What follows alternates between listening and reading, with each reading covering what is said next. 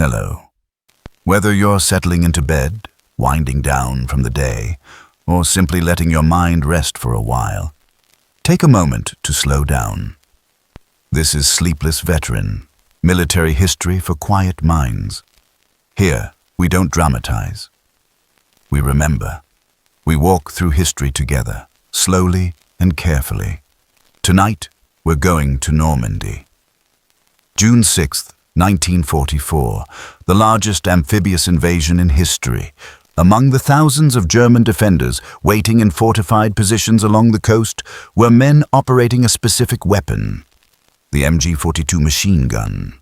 Maschinengewehr 42, a weapon whose effectiveness was so devastating that it marked its operators for systematic elimination.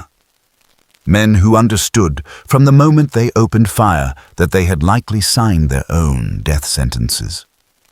This is the story of those crews.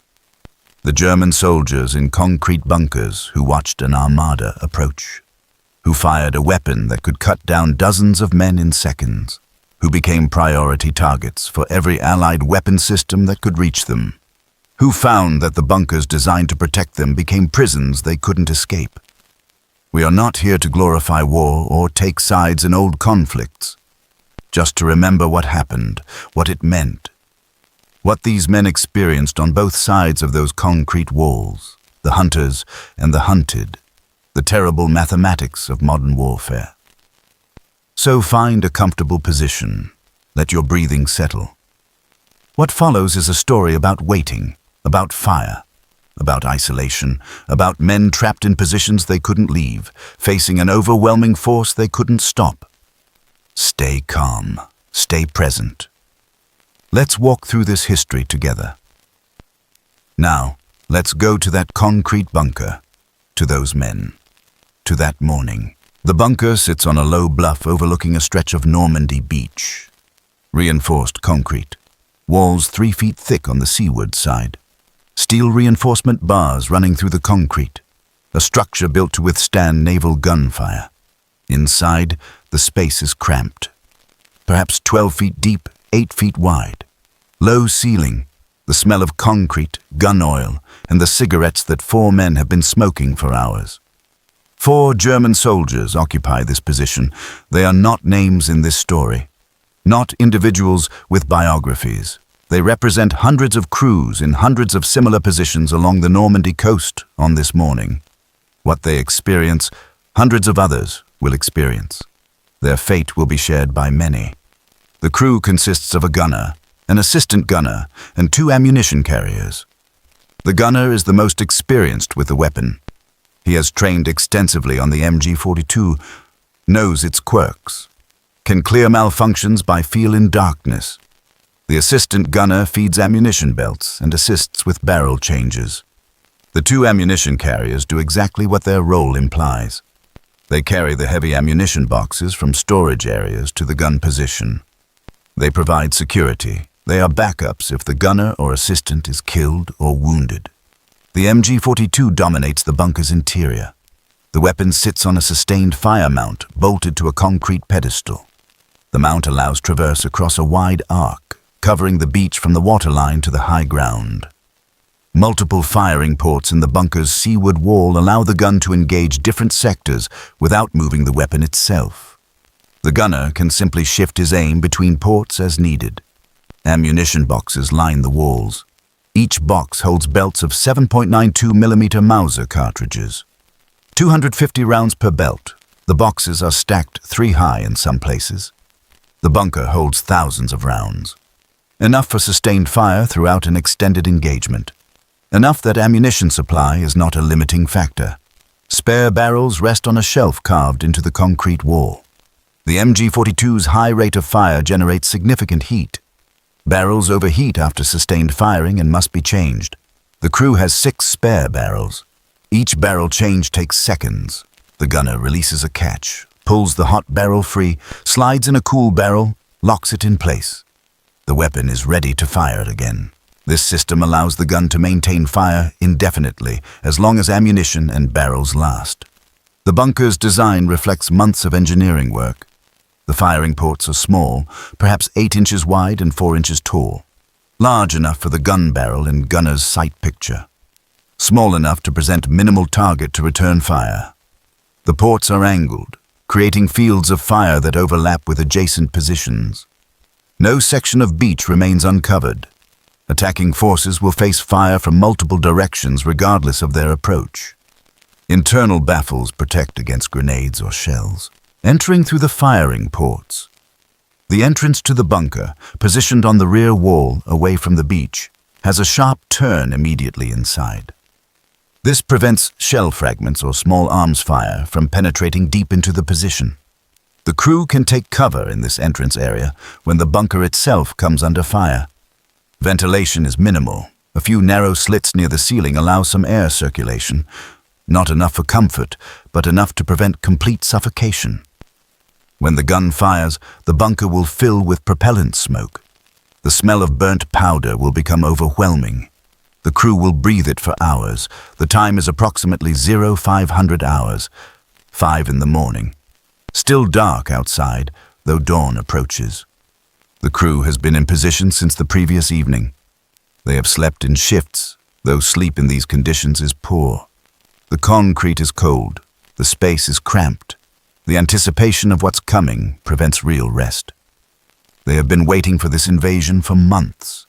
Training, preparing, improving their positions, stockpiling ammunition. Everyone along the Atlantic Wall has known the invasion would come. The question was never if, only when and where. Intelligence suggested the Pas-de-Calais region was most likely. But Normandy was also possible. So they prepared, built bunkers, registered fields of fire, rehearsed their response. Now, this morning, the waiting appears to be ending. Naval activity has increased over the past hours. The sound of aircraft overhead, though visibility is poor due to cloud cover, and beginning perhaps 30 minutes ago, naval gunfire. The bombardment has started. Shells are falling on the beach defenses. Not on this specific bunker yet, but close enough. The ground shakes with each impact. The concussive force travels through the earth and concrete. You feel it in your chest, in your bones. The gunner checks his weapon again, not because it needs checking. He has already checked it a dozen times tonight. But the ritual provides something to do, something to focus on besides the waiting and the fear. He pulls the bolt back, confirms the chamber is clear, releases the bolt. Checks the belt feed mechanism, runs his hand along the first ammunition belt, feeling each cartridge. Everything is ready. Everything has been ready for hours. The assistant gunner smokes another cigarette. He is on his 3rd pack today, chain smoking. The smoke helps mask the smell of their fear. 4 men in a small concrete box, scared and trying not to show it. The cigarette smoke is almost a comfort. Almost normal in a situation that is anything but. One of the ammunition carriers peers through a firing port, trying to see what's happening. The darkness outside is beginning to fade. The sky is lightening in the east, but it's still too dark to see much. Just the vague outline of beach obstacles, the shimmer of water, and far out, past where visibility ends, the occasional flash of naval gunfire. The shells are coming from ships he cannot see. Ships that must be very large to fire shells that create such impacts. The crew does not talk much now. There is nothing left to say. They have talked through the night about their families, their homes, the things they miss, the things they hope to do after the war. Now, as dawn approaches and the bombardment continues, they have fallen silent, each man alone with his thoughts, each understanding what the daylight will likely bring. The bunker has become their world. The concrete walls, the narrow firing ports, the ammunition boxes, the weapon. This small space is all that matters now. Outside, the war continues. The strategic situation, the broader campaign, the fate of nations, all of that is distant and abstract. What matters is here. This position, this gun, these 4 men and the task they've been assigned. Their orders are clear. When the invasion comes, when landing craft approach the beach, they are to wait. Fire discipline is emphasized. Do not fire too early. Let the craft come closer. Wait until troops begin wading ashore. Then open fire. Controlled bursts. Conserve ammunition despite the thousands of rounds available. Engage priority targets. Suppress enemy positions. Continue firing until the position is overrun or ammunition is exhausted. No one has explicitly stated the other possibility, that they might not survive, that this bunker might become their tomb, but everyone understands. The position is designed to be defended to the last. Retreat is not part of the plan. The bunker's rear entrance leads only to trenches that are themselves covered by Allied fire once the beach is taken. There is no safe withdrawal route. They will fight from here. Whatever happens will happen here. The gunner touches the MG42 again. The metal is cold. He thinks about the weapon's capabilities, what it can do, what he will do with it when the moment comes. He has trained for this. He knows the weapon intimately, knows what 1,200 rounds per minute means, knows what the 7.92mm rounds do to human bodies at close range. He has seen it in training films, in demonstrations on the Eastern Front before he was transferred here. He knows. Outside, the bombardment continues. The shells fall in a pattern, walking up and down the beach, searching for positions. Most are missing the bunkers, falling on open ground or in the water. The naval gunners cannot see their targets clearly, are firing at map coordinates or at suspected positions. Some shells land close. The bunker shakes. Dust falls from the ceiling, but the concrete holds. The reinforcement does its job. They are safe here, for now. The assistant gunner checks his watch. 0530. Dawn is close. The sky is definitely lighter now. He can make out more details through the firing ports. The beach obstacles are visible, the water beyond, and the horizon. He stares at that horizon, wondering what he'll see there, wondering if this is his last sunrise. The ammunition carriers sit against the back wall, waiting. They have less to do than the gunner and assistant. Their role comes later, when ammunition starts running low, when the gun is firing constantly and belts need to be brought forward continuously. For now, they wait. Smoke. Try not to think too much about what's coming. The bunker is ready. The weapon is ready. The crew is as ready as they will ever be. Outside, the sky continues to lighten. The naval bombardment shows no sign of stopping. The ground shakes. The air pressure changes with each nearby impact. And in the narrow space of the concrete bunker, 4 men wait for whatever comes next. Their isolation is complete. They cannot see other positions, cannot communicate with them. The telephone line that once connected bunkers has been cut by the bombardment. They are alone. This small concrete space against whatever force approaches. The Atlantic Wall at this point consists of this bunker, this crew, this weapon. Nothing else matters. Nothing else exists. The waiting continues. Minutes pass. The light grows, and somewhere out beyond the visible horizon, the Allied invasion fleet moves toward the Normandy coast. Hundreds of ships, thousands of landing craft, a force beyond anything these 4 men can comprehend, approaching steadily, while they sit in their concrete shelter, waiting, the weapon ready, the ammunition stacked, the barrels prepared. The concrete walls that seemed like protection now feel different.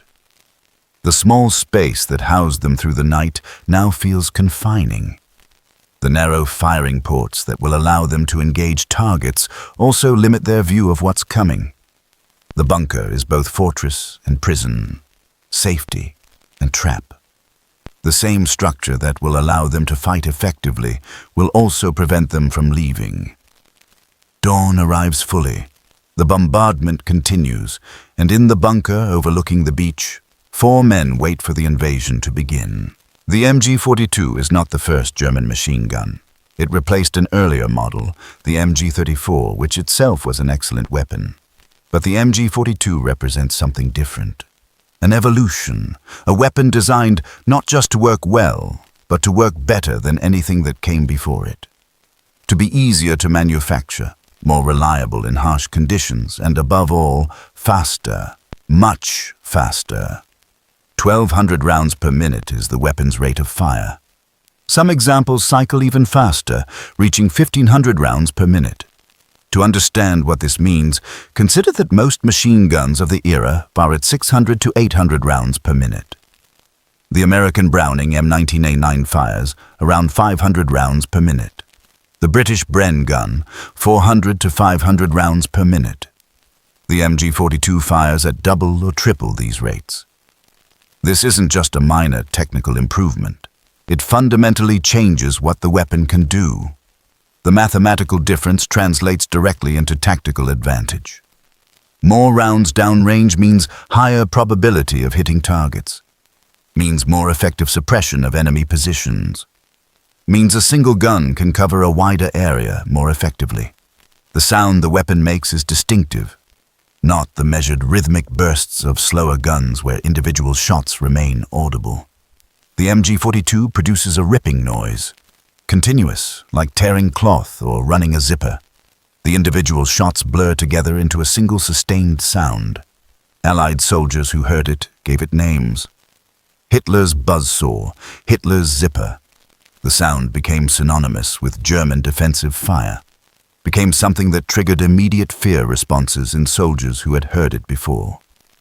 The weapon fires the 7.92 by 57mm Mauser cartridge, standard German rifle ammunition. This standardization simplified supply logistics. The same ammunition that fed rifles fed the machine guns. The cartridge itself is powerful. The bullet weighs approximately 10 grams, travels at around 750 meters per second when it leaves the barrel. At combat ranges, it remains supersonic, retaining significant energy. What this cartridge does to human bodies at close range is severe. The high velocity and relatively heavy bullet create significant tissue damage. Entry wounds are small. Exit wounds, if the bullet exits, are much larger. The temporary cavity created by the bullet's passage through tissue causes widespread damage beyond the permanent wound channel. Multiple hits from a weapon firing 1,200 rounds per minute create catastrophic trauma. The weapon itself is belt-fed. Ammunition belts come in various lengths, typically 50 or 250 rounds. In fixed defensive positions like bunkers, longer belts or multiple belts linked together allow sustained fire. The belt feeds from the left side of the weapon. As the gun fires, empty casings eject from the right side. Spent casings accumulate rapidly. After a sustained burst, dozens of hot brass cases litter the floor. The operating system uses recoil operation and a roller-locked bolt. The technical details are complex, but the practical result is simple. The weapon is reliable. Sand, dirt, and debris that would jam other machine guns have less effect on the MG42. In beach environments where sand is constant and inevitable, this reliability becomes crucial. Crews can maintain fire without frequent stoppages to clear jams. The quick-change barrel system addresses the heat problem. Firing 1,200 rounds per minute generates significant heat. The barrel absorbs this heat. After a few hundred rounds of sustained fire, the barrel becomes dangerously hot. Accuracy degrades. The barrel can even fail structurally if firing continues. The MG42 allows barrel changes in seconds. The gunner releases a latch, pulls the hot barrel free from the receiver, slides a cool barrel into place, locks it. The weapon is ready to fire immediately. Crews carry multiple spare barrels. 6 is typical in defensive positions. This allows sustained fire indefinitely, limited only by ammunition supply. The effective range in the sustained fire role reaches 800 to 1,000 meters. This is the distance at which trained crews can consistently hit target areas. Individual targets become harder to hit at these ranges, but area targets, groups of soldiers, vehicles, concentrations of troops, remain vulnerable. In beach defense, where attacking forces are concentrated and have limited concealment, the weapon's effectiveness at these ranges is devastating. German tactical doctrine built around the machine gun in ways that Allied doctrine did not. In German infantry squads, the machine gun was the primary weapon. Rifles existed primarily to protect the machine gun. Squad tactics centered on getting the machine gun into position and supporting it. This differed from Allied doctrine, where rifles were primary and machine guns provided supporting fire. For beach defense, this doctrinal difference had significant implications. German defensive plans centered entirely on MG42 positions. Everything else, the obstacles on the beach, the mines, the bunker construction, the positioning of other weapons, existed primarily to protect and enable the machine guns. The MG42 was the main effort. Everything else was supporting effort. Crew training for the weapon was extensive. Gunners didn't just learn to pull the trigger, they learned range estimation, how to judge distance to targets and adjust fire accordingly. They learned target priority selection, which targets to engage first in complex scenarios. They learned ammunition conservation, how to maximize effectiveness while not wasting rounds. They learned to manage sustained fire, how to balance fire output with barrel heating, when to change barrels, how to maintain effective fire throughout extended engagements. The assistant gunner trained almost as extensively as the gunner himself. He needed to feed ammunition smoothly without interrupting the gun's rhythm. Needed to assist with barrel changes quickly. Needed to take over as gunner if the primary gunner was killed or wounded. The whole crew trained as a unit, each member understanding their role, each capable of stepping into another's position if necessary. The weapon's mount in defensive positions provided stability that handheld operation could not match. Bolted to concrete pedestals or steel frames, the gun remained steady during sustained fire. The mount allowed smooth traverse across wide arcs. Elevation could be adjusted for targets at different ranges. Some mounts included range scales and traverse stops, allowing crews to register specific target areas and return to them precisely. Fields of fire from bunker positions were carefully planned. Each gun covered specific sectors. Multiple guns created overlapping fire, ensuring that no area remained uncovered.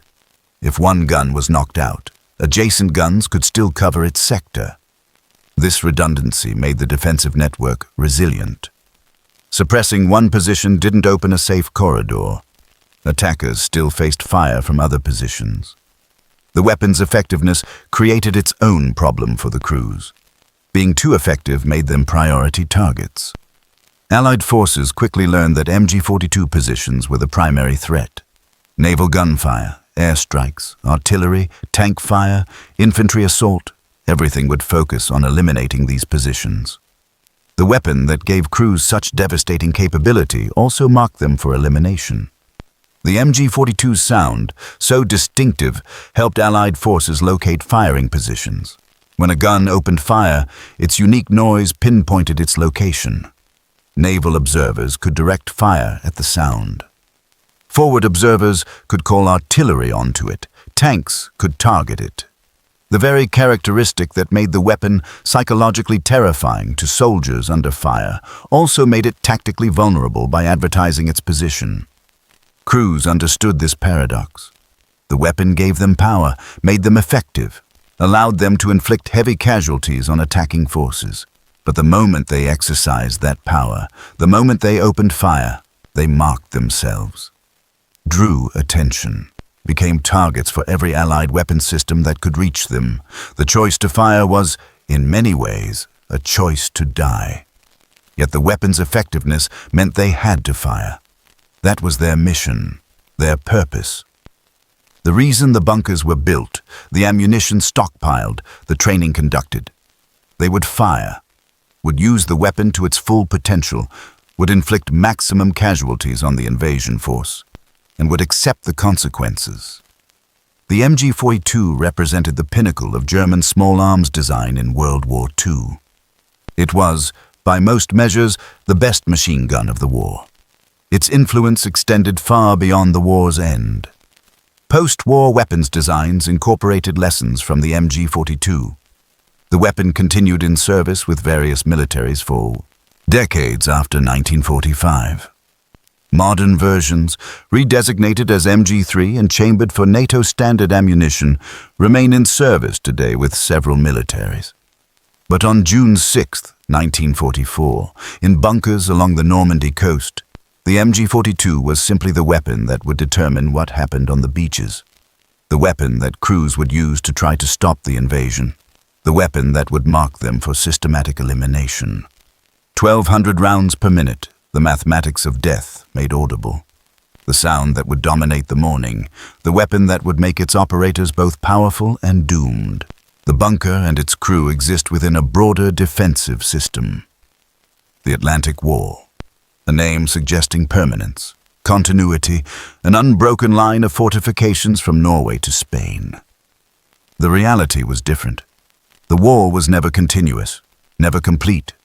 Construction focused on major ports and likely invasion areas. Other sections received less attention, less concrete, fewer guns. The defensive line had significant gaps. Normandy occupied an intermediate position in German defensive priorities. It was within the likely invasion zone. The coastline had suitable beaches for amphibious landings. But many German commanders expected the invasion at Pas de Calais, the narrowest point of the English Channel, closest to England, most direct route into Germany. Normandy seemed less likely, so it received less defensive preparation than Calais. Field Marshal Erwin Rommel changed this when he assumed command of Army Group B in November 1943. Rommel had experience with Allied amphibious power. He had fought against it in North Africa. He understood what overwhelming naval gunfire and air superiority meant. He knew that German forces could not match Allied material advantages in mobile warfare. The invasion had to be defeated on the beaches in the first hours, before Allied forces could establish themselves ashore. Rommel inspected Normandy defenses in late 1943, found them inadequate, ordered immediate accelerated construction, more bunkers, more obstacles, more mines, expanded defensive positions. His goal was to create killing zones where concentrated firepower could devastate landing forces during their most vulnerable moments. Wading ashore, crossing the beach, before they could establish fire superiority or bring their full strength to bear. The defensive philosophy centered on creating overlapping fields of fire. No single weapon position, no matter how strong, could hold alone, but multiple positions supporting each other, covering each other's sectors, creating crossfires. This could stop an invasion, or at least exact a price so high that the invasion would fail. Beach obstacles formed the outer layer of defense. Steel obstacles called hedgehogs, angled steel beams welded together, designed to rip the bottoms out of landing craft. Wooden stakes driven into the sand and topped with mines. These would detonate when landing craft struck them. Concrete tetrahedrons called dragon's teeth, arranged to block vehicle movement, or positioned to be underwater at high tide, hidden until landing craft were among them. Behind the obstacles, the beaches themselves were registered. Crews knew exact ranges to specific points, had practiced engaging targets at various distances. Some positions had range markers, physical objects at known distances that gunners could use to estimate range to targets. Others relied on trained estimation. A soldier standing in the surf was approximately this tall. That height, at this apparent size, meant this range. Fire accordingly. Minefields covered likely approach routes from beach to inland, anti-personnel mines for infantry, anti-tank mines for vehicles. Some areas had mixed fields. Fences and wire obstacles channeled movement into specific corridors. Corridors that were, of course, covered by machine gun fire from multiple positions. Attacking forces would face a choice: cross mined areas and risk casualties from mines, or use the corridors and face concentrated fire. The bunkers themselves represented months of construction work. Reinforced concrete required significant material. Steel reinforcement bars, aggregate, cement, water, all had to be transported to construction sites. Poured forms had to be built, concrete mixed and poured, allowed to cure. Additional layers added. Final thickness of 3 feet on seaward walls was typical for major positions. Some bunkers had even thicker walls. Internal arrangements varied, but followed general patterns. The main chamber held the primary weapon. In MG42 positions, the gun mount and ammunition storage. Smaller chambers or alcoves provided crew shelter from indirect fire. Storage for equipment and supplies. Some bunkers had multiple rooms connected by short passages. Ventilation slits near ceilings. Drainage channels to prevent water accumulation. Firing ports were engineered carefully. The opening had to be large enough for the weapon and gunner's sight picture, small enough to present minimal target. Many ports had splinter shields, steel plates with narrow slots that further reduced the opening while protecting the gunner from fragments. The ports were angled to maximize fields of fire while making direct hits from return fire difficult. Camouflage varied in quality. Some positions were obvious, concrete structures clearly visible on the beach. Others used natural terrain, built into hillsides, covered with earth and vegetation. The best positions were nearly invisible until they opened fire. Then muzzle flash and tracer trails revealed them, but by then they had already begun firing. Communication between positions utilized telephone lines in many cases, buried cables connecting bunkers to command posts. This allowed coordination, multiple positions engaging the same target area, shifting fire to support threatened sectors, calling for support from heavier weapons. But telephone systems were vulnerable. Artillery bombardment cut lines. Once communication failed, positions operated independently. The terrain itself influenced defensive effectiveness significantly. At Omaha Beach, natural bluffs rose up to 100 feet above the beach. Positions on these bluffs looked down on approaching forces, could engage them from the moment landing craft came into view until soldiers reached the bluff base. The few ravines leading inland from the beach created natural bottlenecks. German defensive planning concentrated fire on these draws. Soldiers attempting to move inland had to pass through these killing zones. Other beaches presented different terrain. Utah Beach had lower dunes rather than high bluffs. Defensive positions there lacked Omaha's commanding height advantage. British and Canadian beaches varied. Juneau had significant beach obstacles and fortified positions. Sword and Gold were heavily defended but offered somewhat more cover for attacking troops. Each beach presented unique tactical problems for both attackers and defenders. The quality of defending troops varied considerably along the coast. Some positions held veteran soldiers, men transferred from the Eastern Front, experienced in combat, well-trained, motivated. Other positions held static divisions, older men, those recovering from wounds, foreign volunteers of questionable reliability. This variation meant defensive quality was inconsistent. Some sectors would fight ferociously, others would collapse quickly. Supply to defensive positions reflected expectations of extended combat.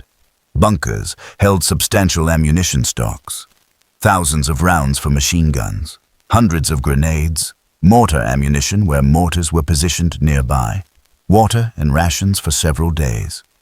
Medical supplies, though these were minimal. The expectation was that casualties would either be immediately fatal or require evacuation for treatment. The isolation of positions was built into the design. Each bunker was meant to be self-sufficient, to fight independently if necessary. This gave the defensive network resilience. Losing one position didn't collapse the entire defense, but it also meant that crews were alone. Once battle began, once communication failed, they made decisions without higher guidance, fought until overrun or until they independently chose to surrender or withdraw. For the crew in their specific bunker, these broader defensive preparations mattered mainly as context. They understood their position fit into a larger system, that other bunkers covered adjacent sectors, that obstacles and mines supported their fires. But their immediate concern was simpler: their bunker, their gun, their sector of beach. That was their world, their responsibility. Their fate was tied to this position. The months of preparation, the engineering, the stockpiling, the training, all came down to this. Men in concrete bunkers, weapons loaded, ammunition ready, waiting for the invasion to begin, the Atlantic Wall. At this point, at this specific location, consisted of this crew, this bunker, this MG42.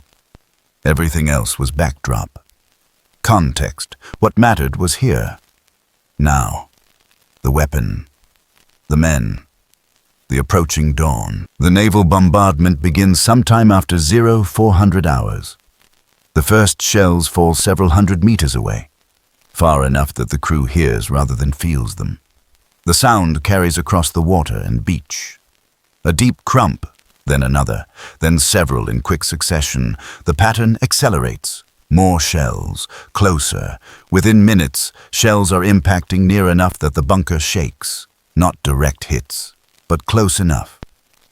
The sound inside the concrete structure is different from outside. The concrete conducts the shock waves, amplifies them. Each nearby impact creates a sharp crack. Then, a sustained rumble as the shockwave travels through earth and concrete. Dust falls from the ceiling, small particles of concrete dislodged by the vibration. The crew has moved from the main chamber to the protected alcove near the entrance. The bombardment is too heavy to remain at the weapon. A direct hit or very near miss could kill them even inside the bunker. The splinter shields protect against fragments, but the overpressure from a large shell detonating directly outside a firing port could cause fatal injuries. So they wait in the protected area. Backs against concrete walls, listening. The darkness is absolute. No lights inside the bunker during bombardment.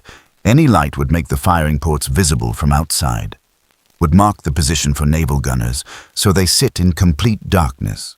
Only the brief illumination from nearby shell bursts provides momentary visibility. The flash comes through the firing ports. For an instant, the interior is visible in sharp relief. Then darkness again. The sound is overwhelming, not just the impacts, but the shells passing overhead. Some shells sound like freight trains, a rising roar as they approach. Then impact. Others whistle, high-pitched, then explosion. The variety of sounds indicates different weapons firing, different calibers, different ships. The Allied fleet must be enormous to generate this volume of fire. Time becomes difficult to judge. The bombardment feels like it has been going on for hours. Checking watches shows it has been perhaps 30 minutes. Time distorts under stress. Minutes feel like hours. The endless succession of impacts, the shaking, the noise. It seems like it will never end. Between impacts, during brief, quiet moments, the crew can hear other sounds. Aircraft overhead. The cloud cover prevents seeing them, but the engine noise is distinct. Bombers. The drone of multiple engines, then explosions further inland. The bombing is targeting positions behind the beach, communications, supply areas, reserve positions. The bombardment is not just hitting the beach defenses, it is isolating them, cutting them off. One of the ammunition carriers is praying. His lips move silently. The others can see this during the brief flash of shell impacts. No one comments. Religious faith is personal. Some men find comfort in prayer during combat. Others do not. Neither approach is wrong. Each man deals with fear in his own way. The assistant gunner smokes continuously. He's been chain smoking for hours. The small comfort of tobacco helps manage anxiety. The cigarette ember provides a tiny point of light in the darkness. When shell flashes illuminate the bunker, his face is visible. Young, perhaps 20, fear evident in his eyes. He is not hiding it well. The others do not comment on this either. Everyone is scared. Admitting it changes nothing. A shell impacts very close, the closest yet. The bunker shakes violently. The sound is deafening even through the concrete walls. Dust and small fragments of concrete fall from the ceiling. For a moment after, ears ring. Voices are muffled. The gunner says something. The others cannot hear clearly. He repeats it louder, still checking his watch, still monitoring time. The bombardment continues. The crew sits in darkness, waits. There is nothing else to do. cannot man the weapon during this, cannot leave the bunker, can only wait, endure. Hope that the concrete holds, that no direct hit finds their position, that they survive to fight when the actual invasion begins. The psychological impact of prolonged bombardment is significant. The helplessness, the inability to respond or defend. Just absorb the fire. Wait, trust the concrete and steel to protect you. Some men handle this well, remain relatively calm, others struggle. Anxiety builds with each impact. The fear that the next shell will be the direct hit, that the concrete will fail, that the bunker will become a tomb. The crew in this bunker handles it reasonably well. They are trained, have experienced bombardment before, though nothing at this scale. They know what to do. Stay in the protected area. Keep away from firing ports. Wait for the bombardment to lift, then move to the weapon and prepare to engage. The routine helps. Having a plan. Knowing what comes next. Around 0530, the bombardment's character changes, still heavy, but the impacts are walking.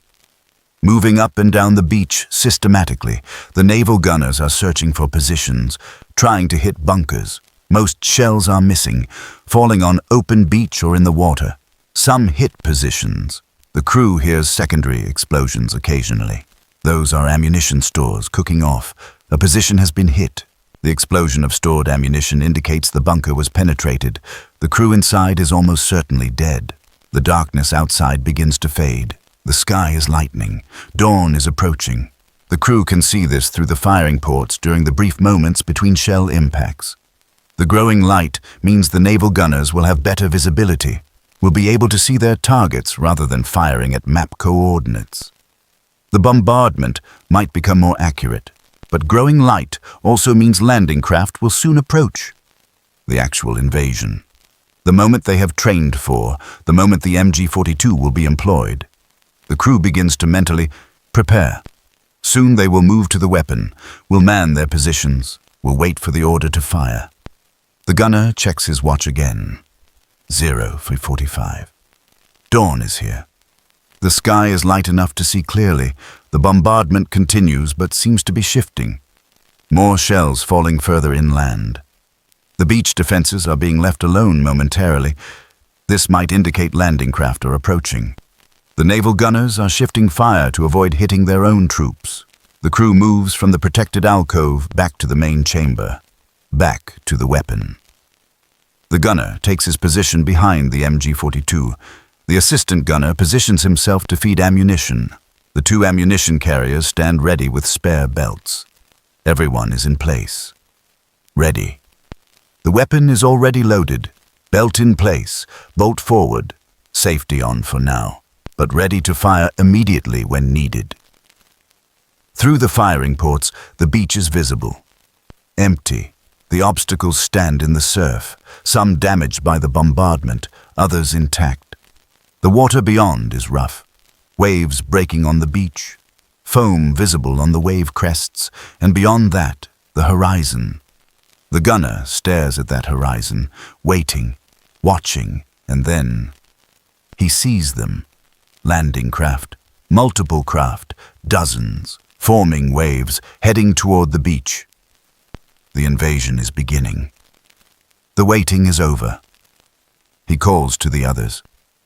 Landing craft approaching. Everyone crowds to the firing ports, looking, confirming, yes. The craft are clearly visible now, the bow ramps. The packed troops inside just barely visible. The craft are still far out, perhaps 2,000 meters. Too far to engage effectively, but approaching steadily. The gunner settles back behind the weapon. The others take their positions. The safety remains on. Fire discipline. Wait for the order. Wait for the craft to come closer. Wait for troops to begin landing. The orders are clear. Do not fire too early, but the weapon is ready. The crew is ready. And the invasion fleet is approaching. The moment is here. The concrete bunker, the MG42, the 4 men, and the force coming toward them. The waiting has ended. What comes next will determine everything. The hours before dawn are over. Dawn has arrived, and with it, the invasion. The horizon that was empty now fills with ships and landing craft. The bombardment continues, but is shifting. The beach is momentarily quiet. The crew waits, watches. The landing craft grow larger as they approach. The gunner's hand rests on the weapon. Not on the trigger yet, just touching the metal. The assistant gunner has the first ammunition belt ready. The carriers stand with more belts. Everyone is positioned. Everyone is ready. This is the moment. The concrete bunker that has been their shelter for hours will now become their fighting position. The weapon that has sat silent will soon fire. The crew that has waited through bombardment will now engage. Everything has led to this moment. The landing craft continue their approach. The distance closes. 1,500 meters. 1,200. 1,000. Still too far. Still waiting. The gunner watches. Estimates range. Waits for the command to fire. Waits for the moment when waiting ends and fighting begins. The scale of what approaches exceeds anything the crew has anticipated. They knew the invasion would be large. Intelligence had suggested significant Allied build-up in England. But knowing abstractly that a large force exists is different from seeing it. What fills the horizon now is beyond comprehension for men whose experience of naval forces is limited. The largest ships are visible even at great distance.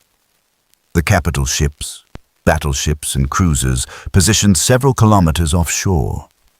These are the vessels firing the heavy bombardment. Even from this distance, their size is apparent. The gunner has seen warships before, in port, in friendly harbors, but never this many. Never in attack formation, never approaching with hostile intent. Closer in are the destroyers, smaller than the capital ships but still substantial. Some are moving remarkably close to shore. Closer then seems safe given the shallow water and obstacles. The destroyers provide direct fire support. Their guns can be aimed more precisely than the heavy naval guns firing from greater distance. The crew watches as one destroyer fires. The muzzle flash is visible. Seconds later, the shell impacts inland. The time delay between flash and impact shows the distance involved. Between the larger vessels and the beach, landing craft fill the water.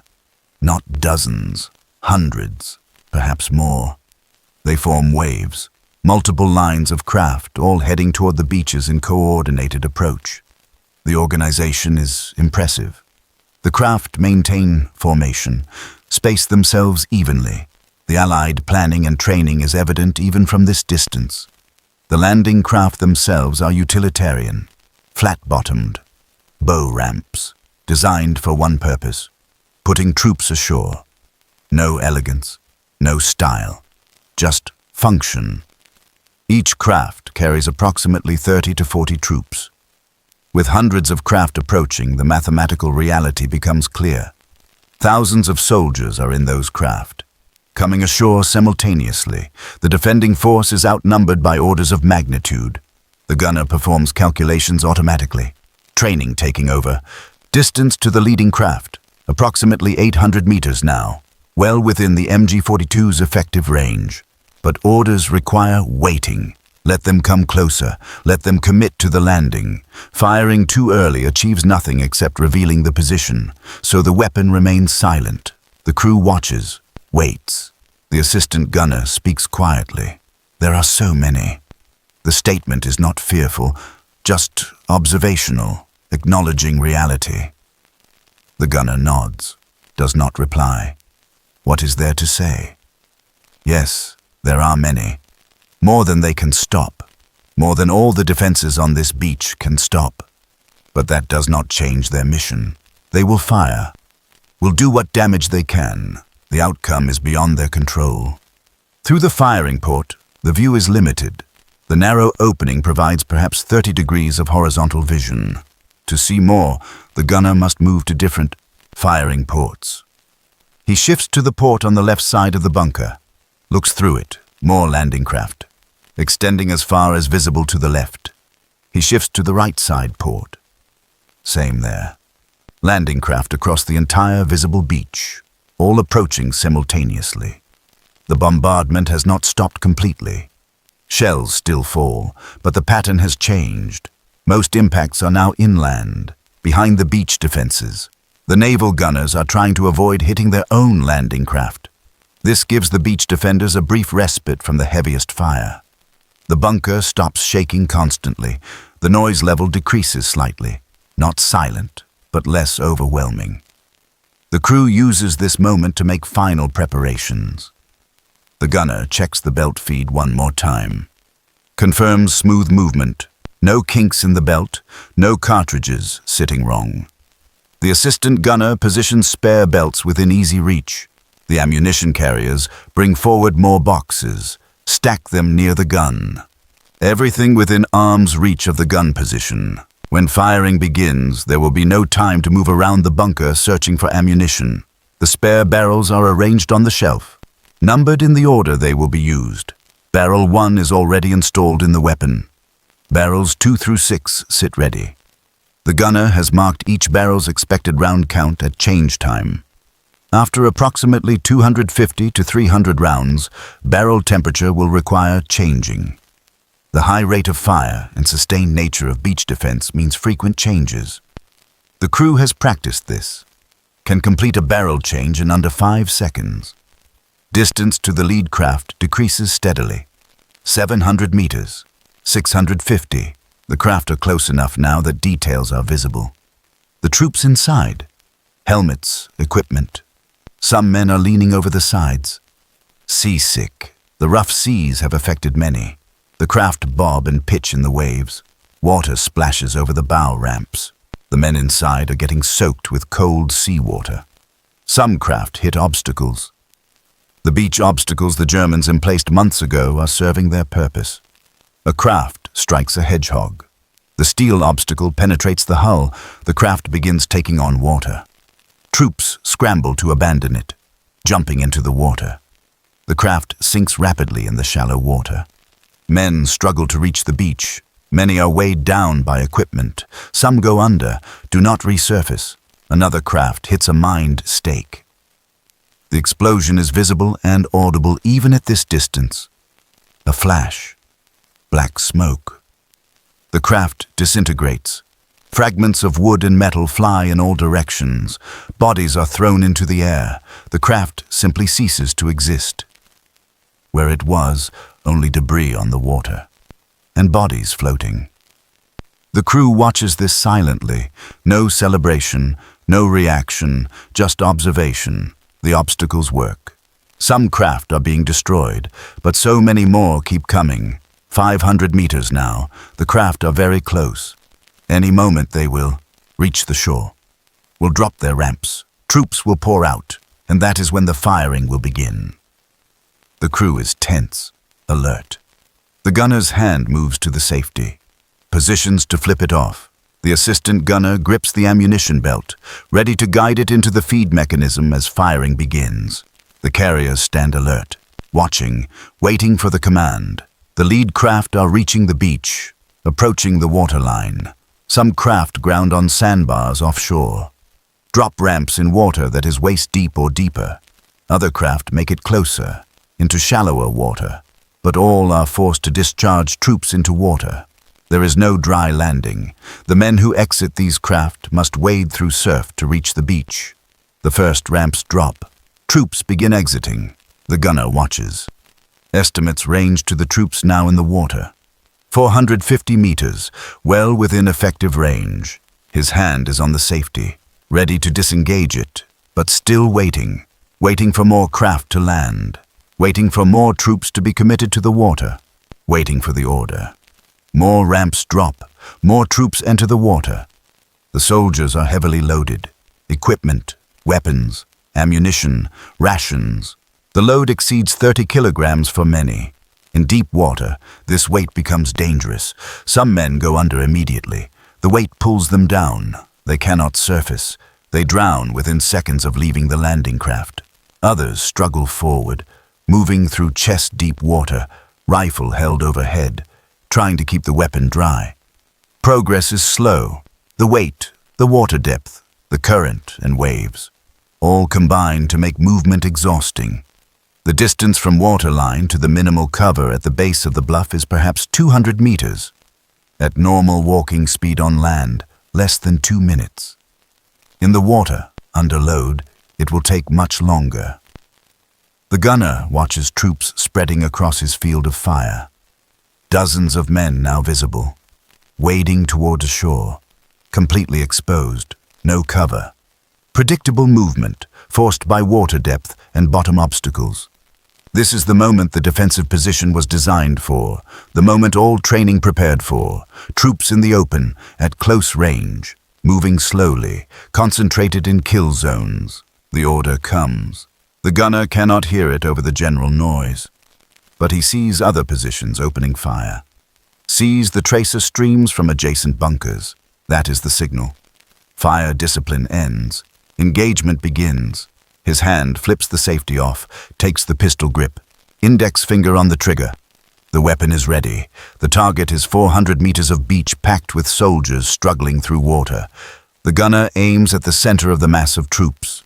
Does not target individuals, targets the concentration, where the troops are densest, where the most men are in the field of fire. This is not precision shooting. This is area engagement. Putting as much fire into a target area as possible, letting the rate of fire and volume of rounds achieve effect rather than precise aim. He presses the trigger. The MG42 fires. The sound inside the bunker is incredible. The concrete walls contain and reflect the noise. The weapons report, the working of the action, the metallic sounds of the belt feed, all amplified by the enclosed space. The assistant gunner and carriers instinctively press hands to ears. The gunner wears no hearing protection, has none. Accepts that his hearing will be damaged.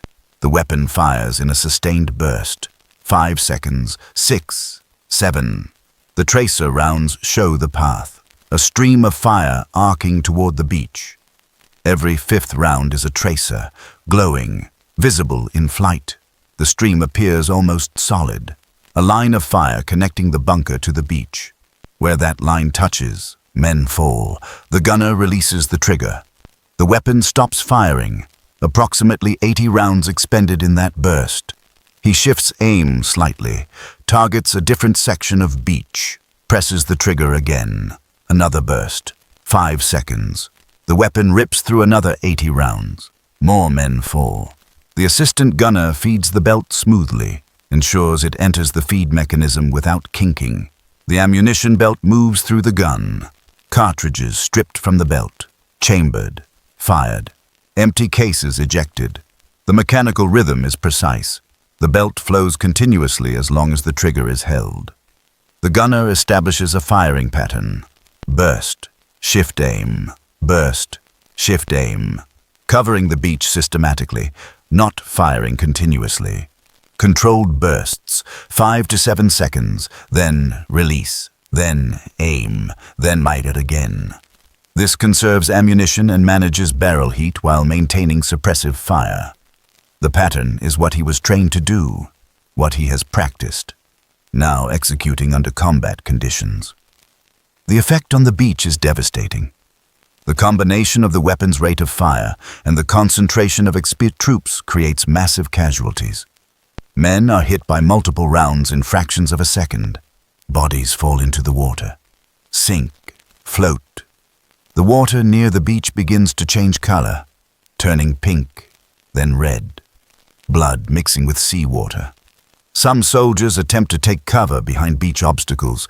The obstacles provide minimal protection against machine gun fire. The obstacles are steel or wood, not thick enough to consistently stop 7.92 millimeter rounds.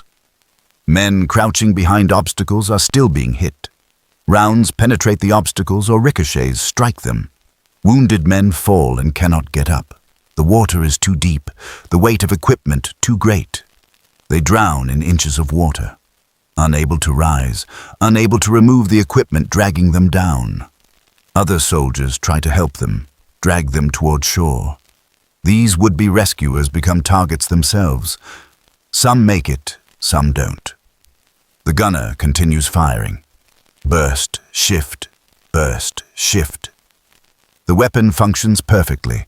No stoppages, no malfunctions. The weapon is doing exactly what it was designed to do. The training was accurate. The rehearsals were realistic. This is what they prepared for. This is the mission. Approximately 150 rounds fired. The gunner feels the weapon's heat through the handguard. Not critical yet, but building. Another 100 rounds and barrel change will be necessary. He maintains the firing pattern. Cannot think about that now. Just fire. Shift. Fire. The beach is filled with targets. The mission continues. The other weapons positions are also firing. The gunner cannot see them but knows from training where they are. The overlapping fields of fire are functioning as designed. The beach is covered from multiple angles. Troops taking cover from one gun are exposed to another, the defensive system working as intended. But the landing craft keep coming. More ramps drop. More troops enter the water. The casualties are heavy, but the sheer number of attacking troops means many are still reaching the beach. Not enough defensive fire to stop them all. Just kill many, wound many, slow them. The math is simple and brutal. The defenders cannot fire fast enough to stop this many soldiers. They can only inflict casualties, make the cost high. The gunner's world has contracted to what he can see through the firing port. The beach, the troops, the weapon. Nothing else exists. No thoughts of the broader battle. No awareness of time. Just the immediate task. Identify targets. Aim. Fire. Shift. Repeat. The rhythm continues. The weapon fires. The beach fills with bodies. And still more craft approach. Still more troops wade ashore. The invasion continues, and the crew in the bunker continues to fire into it. The weapon has now fired approximately 250 rounds. The barrel is hot. The gunner feels the heat radiating even through the handguard. Time for barrel change. He releases the trigger, calls to the assistant. Barrel change. The assistant immediately moves to assist. The procedure is practiced. The gunner releases the barrel latch, pulls the hot barrel free from the receiver, hands it to the assistant who sets it aside on the concrete floor to cool. The assistant hands the gunner barrel number 2. Cool, ready. The gunner slides it into the receiver, locks it in place. The weapon is ready to fire again. Total time, 4 seconds. The gunner resumes firing, the same pattern. Burst, shift, burst. The weapon's rate of fire means ammunition consumption is rapid. The first belt, 250 rounds, is nearly exhausted. The assistant prepares to link the next belt. When the first belt runs out, there must be no delay. The ammunition flow must continue. The assistant gunner watches the belt, sees the last few rounds approaching the feed mechanism. As the final rounds feed in, he links the next belt to the end of the current one. The weapon continues firing without interruption. The belts are now continuous. The gun will fire as long as the trigger is held and ammunition is available. The carriers are bringing forward more ammunition boxes, opening them, removing the belts, staging them near the assistant gunner. The system is working. The crew is functioning as a unit, each member performing their role. The weapon firing continuously, the mission being accomplished. On the beach, the casualties are mounting. Dozens of bodies float in the surf. Dozens more lie on the sand. Wounded men cry out, call for medics, for help. Some calls are in English. The gunner hears them during brief pauses between bursts, does not understand the words, but understands the meaning. Pain, fear, death. The gunner's psychological state is difficult to describe. He is not thinking in narrative terms, not having thoughts like a person might in normal conditions. His consciousness has narrowed to the immediate task.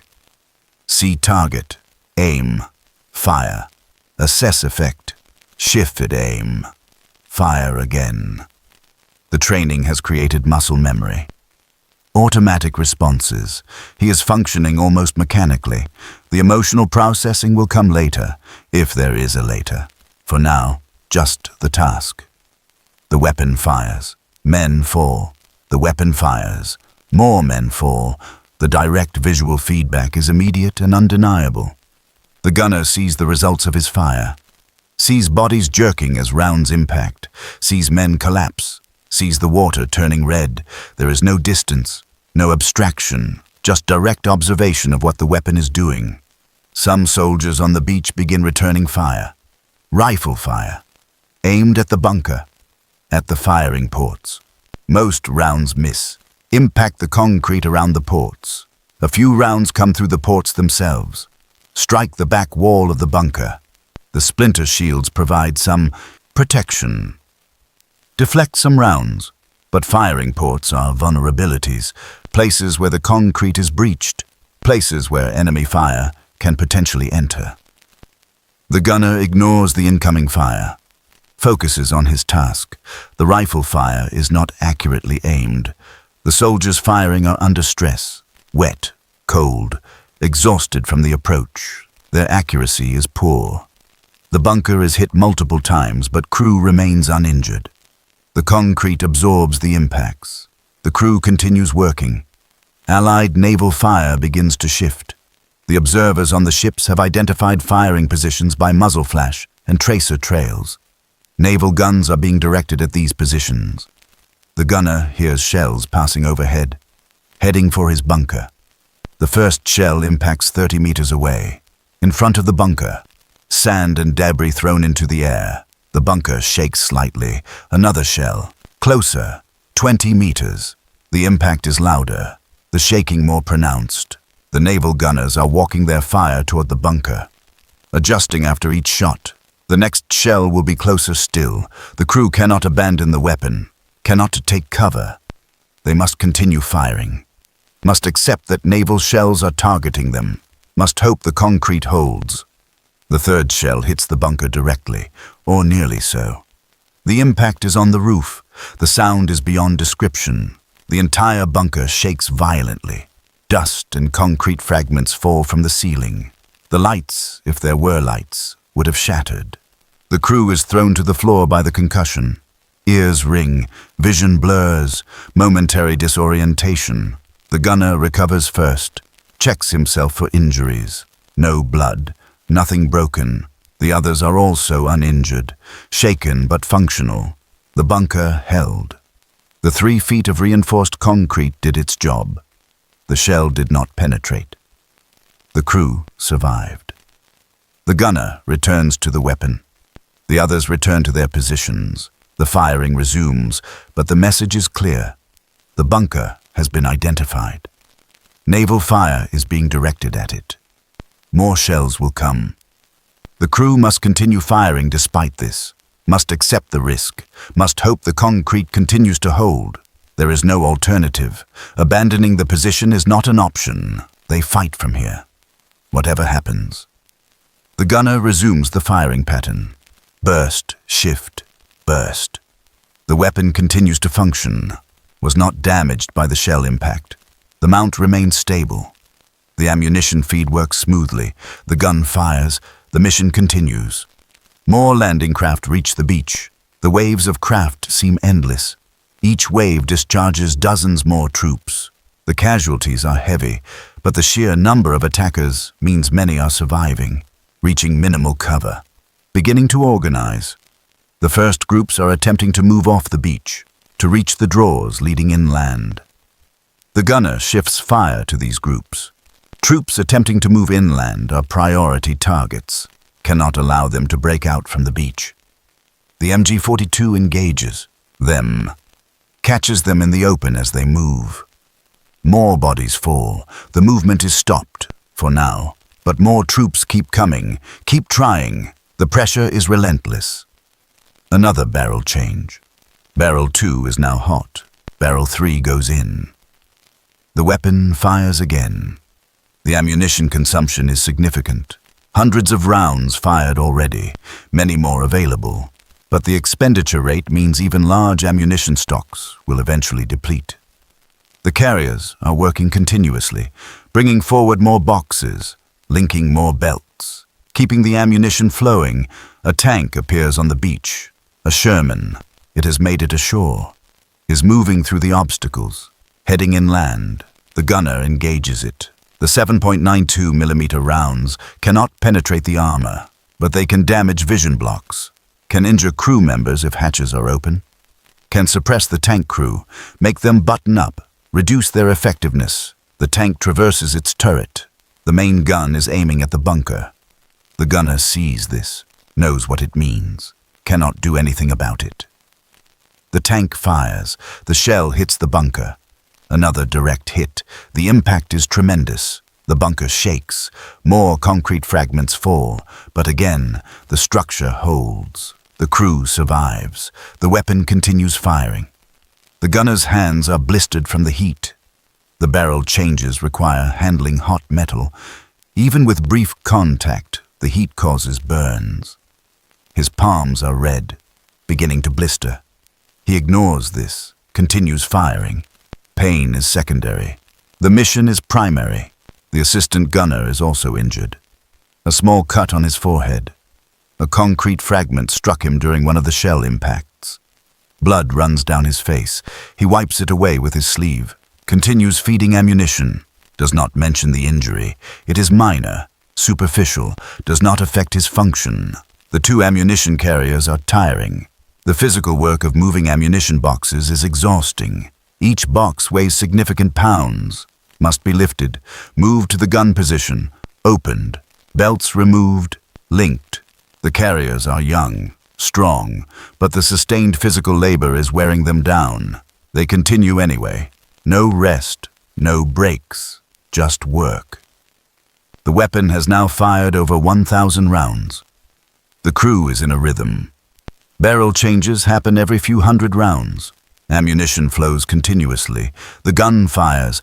The mission continues. On the beach, the casualties mount. Bodies everywhere. In the water. On the sand.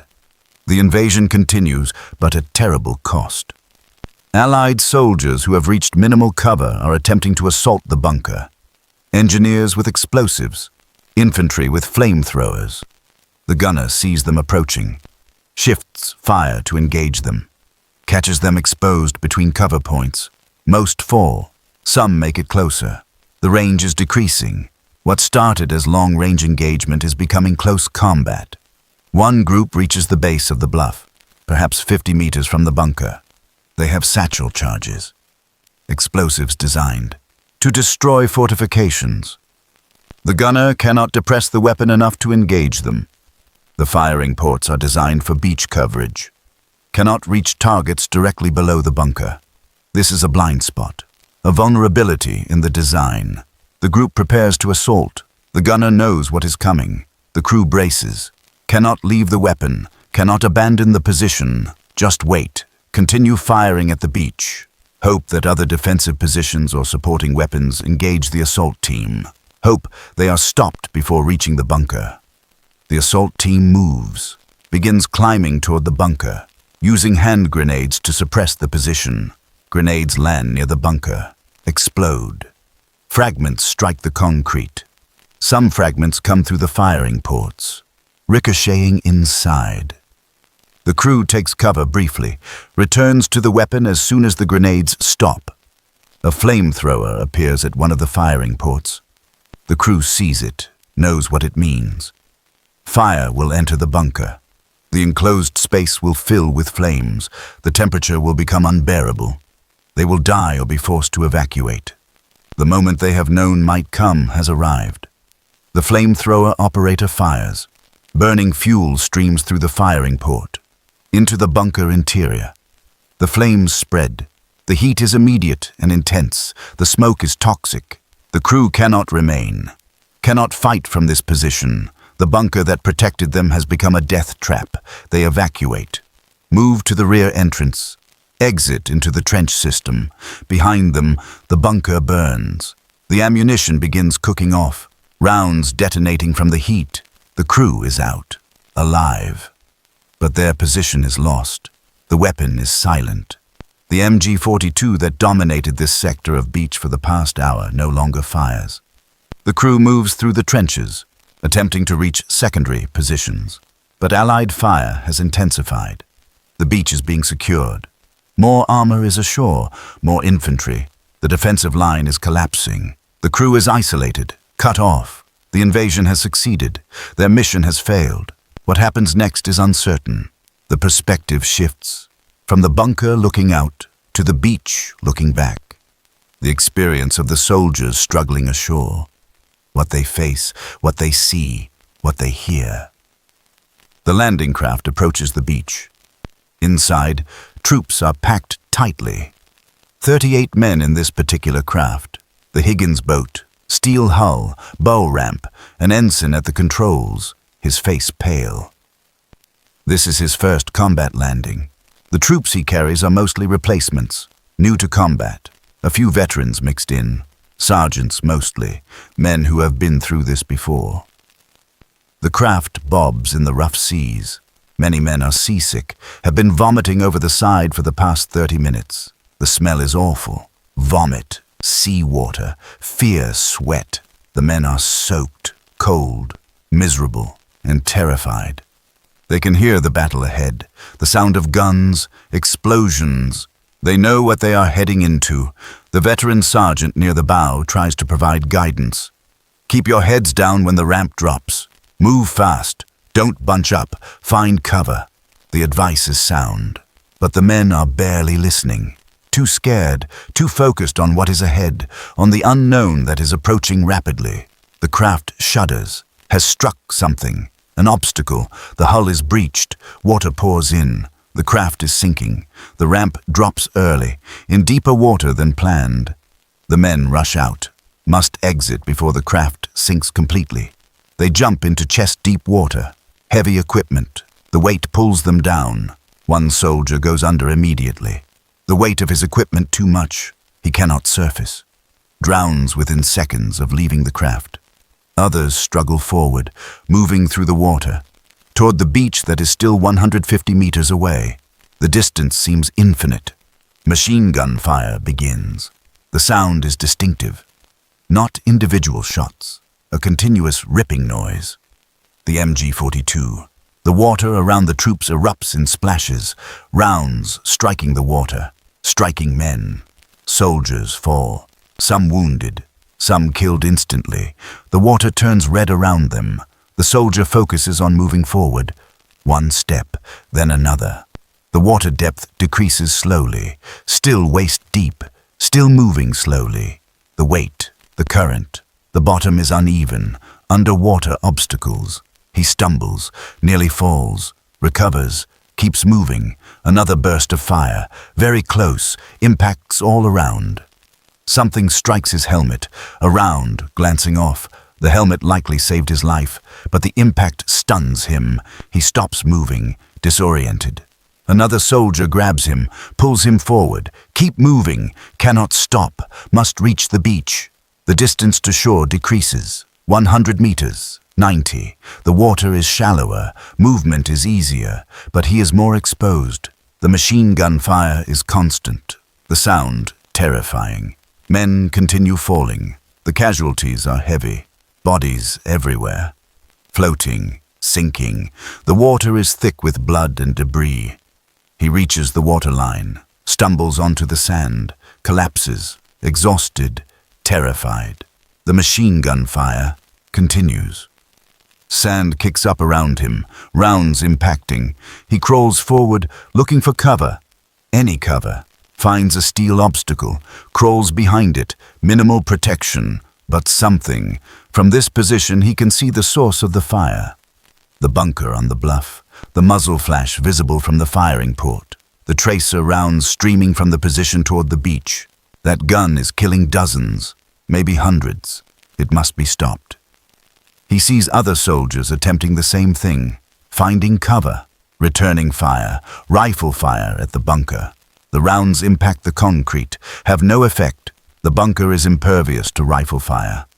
More substantial weapons are needed, but for now, rifles are all they have.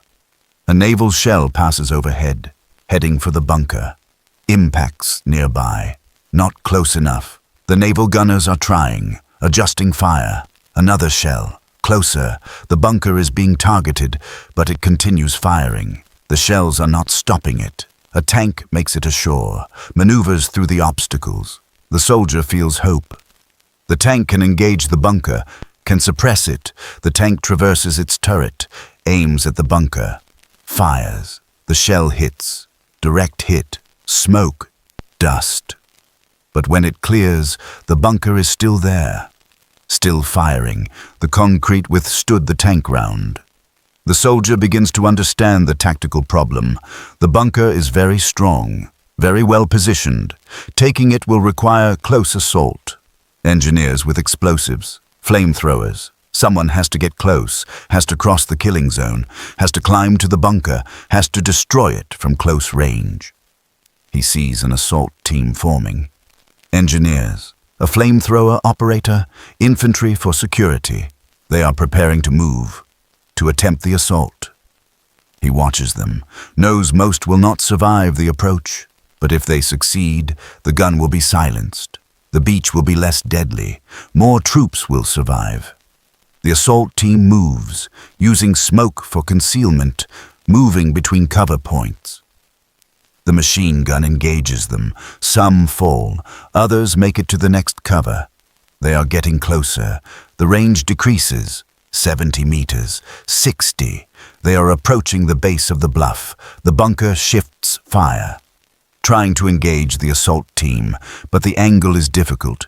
The team uses dead ground, places the bunker cannot reach. They continue advancing, closer. The soldier watches, hopes they succeed, knows his survival may depend on it. The assault team reaches the bunker's base. They are too close for the gun to reach. In the blind spot, they prepare satchel charges. The flamethrower operator moves to a firing port. The soldier can see what happens next. Flame enters the bunker. Smoke pours from the ports. Moments later, German soldiers emerge from the rear, evacuating. The bunker is silenced. The soldier feels relief. The gun that has been killing steadily for the past hour is stopped. The beach is still dangerous. Other guns are firing, but this particular threat is eliminated. The assault team has succeeded. Some survived. They are waving, signaling the bunker is clear. The soldier stands, begins moving inland, toward the drawers. Others are doing the same. The beach is being secured, slowly, at terrible cost. But progress is being made. The invasion is succeeding. The defenders are being overwhelmed. He looks back at the bunker, smoke still rising from it, the gun silent. He thinks about the crew inside, the men who fired that weapon, who killed so many. He feels no hatred, just recognition of the tactical reality. They had a weapon, a position, orders. They did what soldiers do.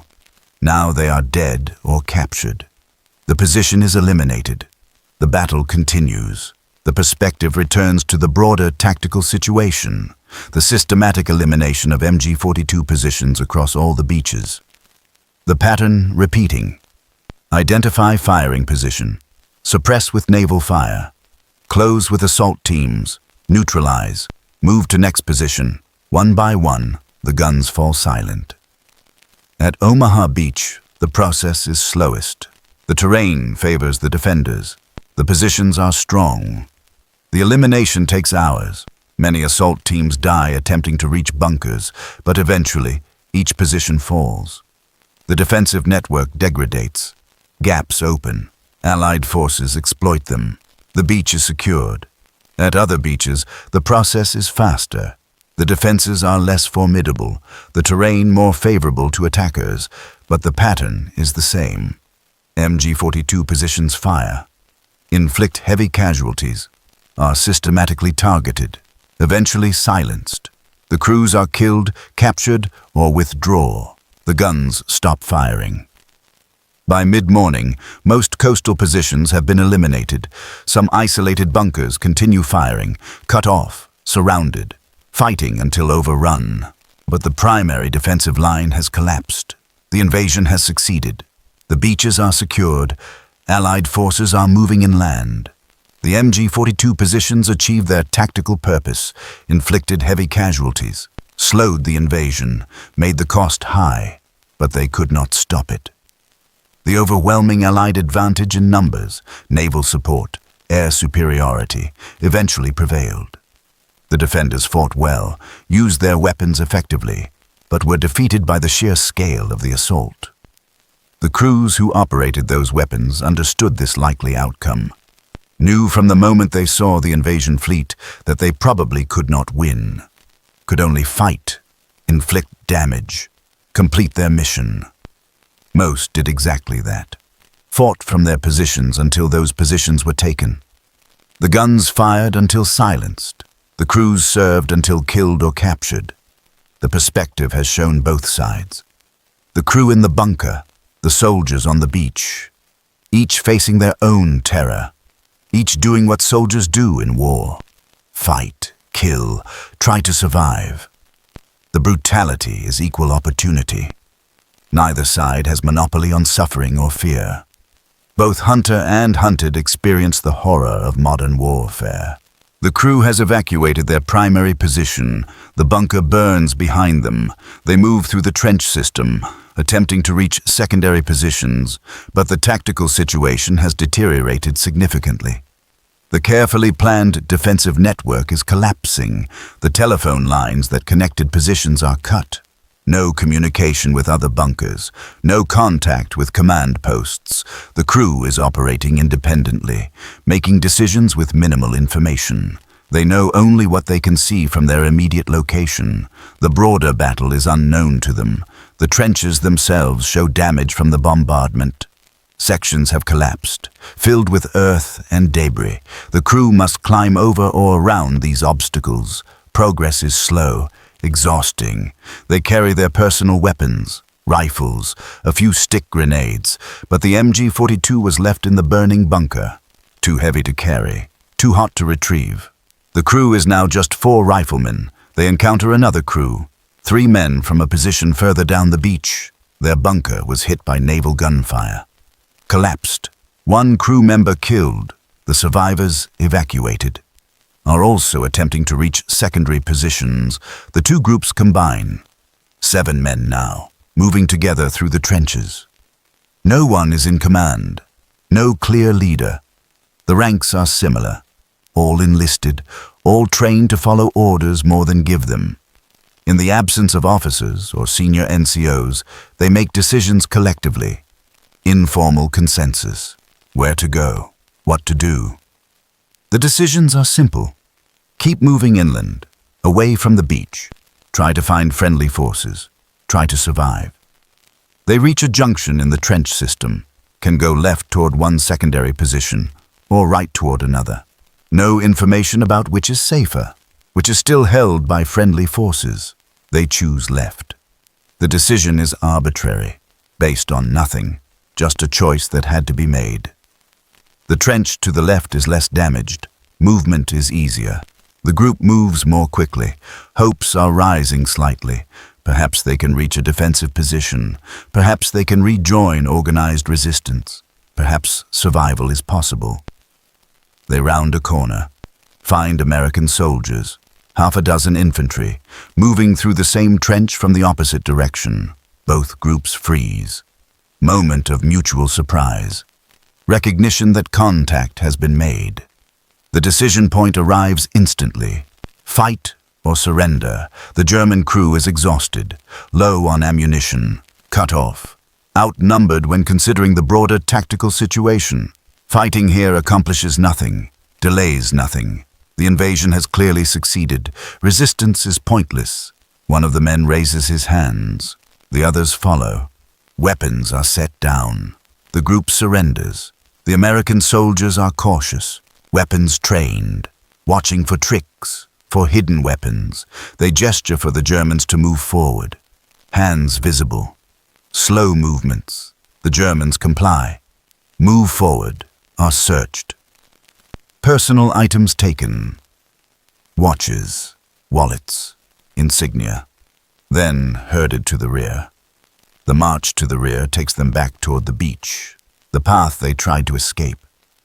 The irony is not lost on them. They see the beach from a different perspective now, as prisoners rather than defenders. The scale of the invasion is more apparent from this view. Ships everywhere. Landing craft still arriving. Vehicles, supplies, troops. The build-up is massive. They pass their bunker, still smoking. The concrete structure appears intact from outside, but the interior is destroyed. The weapon is gone. Destroyed by fire or removed by Allied forces. The position they defended for hours is just another captured fortification now. One of many, no longer significant. Other prisoners are being assembled in a collection area.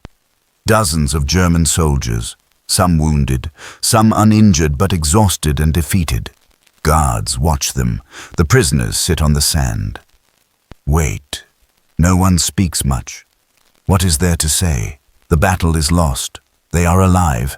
Beyond that, nothing certain, but shift perspective to a different crew. One that did not evacuate, did not surrender. A crew that continued fighting from their position even as the tactical situation became hopeless. This bunker is further east along the beach. Has survived multiple direct hits. The crew is still inside. Still firing. Still fighting. This crew has been in continuous combat for 5 hours. The weapon has fired thousands of rounds. Barrel changes have been constant. The ammunition supply is dwindling. Of the original large stock, perhaps 20% remains. The physical exhaustion is extreme. The crew members have not eaten, not rested, just fought.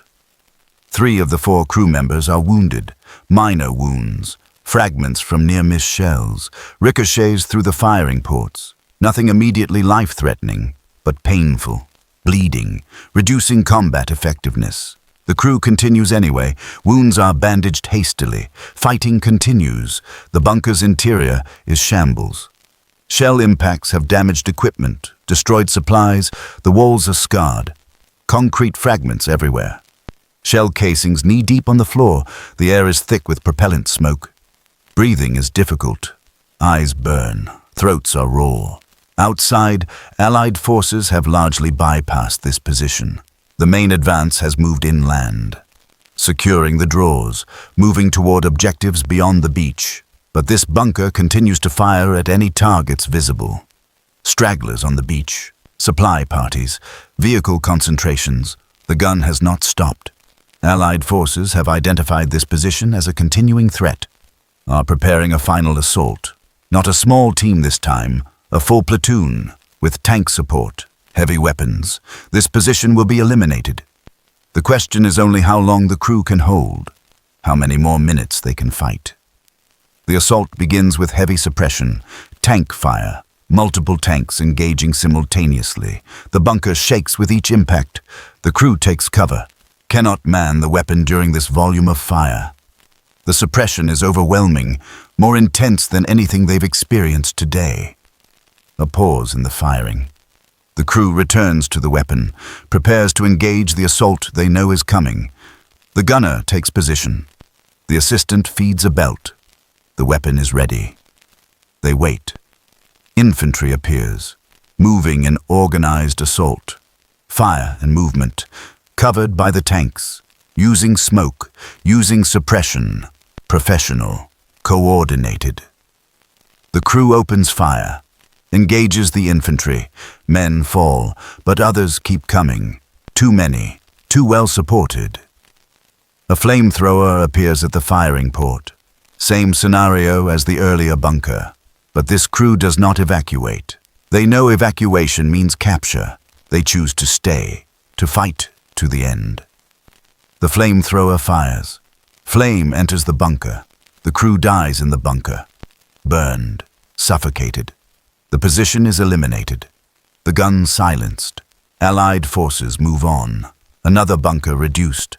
Another MG42 crew dead. The systematic elimination continues. But consider a third scenario. A crew that survives not through surrender or death, but through withdrawal. This position is on the western edge of the beach. The defensive situation here is different. Allied penetration has been deeper. German forces are conducting organized withdrawal to secondary defensive lines. This crew receives orders. Fall back. Join the withdrawal. They evacuate their position before it is directly assaulted. Move through communication trenches to assembly areas. Join other withdrawing units. The retreat is conducted under fire. Casualties occur, but many survive. This crew reaches secondary positions, will fight again from new defensive lines. Their war continues. 3 different outcomes for 3 different crews. Surrender, death, withdrawal. The individual fates varied, but the collective outcome was the same. The MG42 positions on the Normandy beaches were eliminated. Some crews survived, most did not. The guns that dominated the beaches in the morning were silent by evening. The isolation each crew experienced was similar regardless of outcome. Cut off from communication, making decisions independently, knowing only their immediate situation, the broader battle unknown. Fighting in small concrete boxes while massive invasion unfolded around them. Each crew alone with their weapon, their ammunition, their fate. This isolation was built into the defensive design. Self-sufficient positions, fighting independently if necessary, but design intent and lived experience differ. The designers planned for isolation as tactical concept. The crews experienced it as psychological reality. The loneliness of combat, the fear of being alone, cut off, fighting without support or information. Some handled this better than others. Training helped, experience helped. But no amount of training fully prepares for the reality of isolation under combat conditions, of being in a concrete box while the world outside explodes, of making life and death decisions with no guidance, no orders, no information. The crews adapted as soldiers always do, made decisions, kept fighting, tried to survive. Some succeeded, others did not. But all experienced that particular isolation. That sense of being alone in a small concrete space while something enormous and terrible happened outside. The bunkers that were designed as protection became prisons. The concrete walls that stopped shells also prevented escape. The firing ports that allowed engaging targets also limited visibility. What was supposed to be a strength became a trap. The crews were isolated by the very structures that were supposed to protect them. As the day progressed and positions fell one by one, the remaining crews became more isolated, the defensive network fragmenting, each position more alone, more cut off, more surrounded by advancing Allied forces, the isolation deepening as the battle progressed, until each remaining crew was truly alone, fighting a battle already lost, isolated completely. The elimination of MG42 positions required coordination of multiple weapon systems. Naval gunfire, tanks, artillery, infantry assault. Each contributed. Each was necessary. No single system could reliably neutralize these fortified positions. Only combination of fires achieved consistent success. Naval gunfire provided the initial suppression. Ships offshore ranging from destroyers to battleships. Multiple calibers, from 5-inch destroyer guns to 14-inch battleship main batteries. The larger calibers could penetrate or collapse bunkers with direct hits. But accuracy at the ranges involved was limited. Most shells missed, hit near the target, created suppressive effect without destroying the position. The naval gunners faced significant challenges. Target identification was difficult. Many bunkers were camouflaged, looked like natural features until they opened fire. Even after identification, ranging was complex. Shell travel time from ship to shore meant targets could shift fire or take cover between when shells were fired and when they impacted. Spotting fall of shot was difficult due to smoke and dust. Forward observers attempted to direct naval fire. Radio communication from beach to ships, but the observers were often under fire themselves. Taking cover. Unable to maintain continuous observation, the communication links were vulnerable. Radio equipment damaged, operators killed or wounded. The fire direction was imperfect.